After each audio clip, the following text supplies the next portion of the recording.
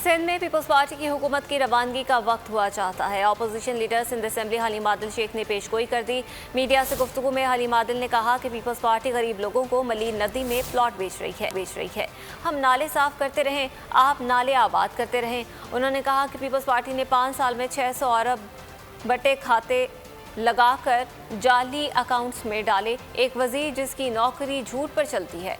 वजीर आजम का जहाज सक्खर लैंड होने से पहले ही मस्कीन शक्ल लेकर आ गया था। 600 के करीब अरब रुपए इन्होंने बट्टे खाते लगाकर अपने जाली अकाउंट में, ओमनी अकाउंट में, उसमें भेज दिया। गुज़िश्ता रोज अभी प्राइम मिनिस्टर नहीं भी सक्खर में था। प्राइम मिनिस्टर के जहाज ने फ्लाइट नहीं ली थी, वहाँ से उड़ान नहीं भरी थी कि एक वो मिस्कीन जिसकी नौकरी चलती है झूठ बोलने के ऊपर, एक बिसीरी उसी शक्ल लेकर भीगी बिल्ली की तरह पहुँच गए। अरे खान साहब ने तो कुछ भी नहीं किया। खान साहब ने तो थर को 2 ट्रक नहीं दिए। खान साहब ने तो मेडिकल यूनिट नहीं दिए।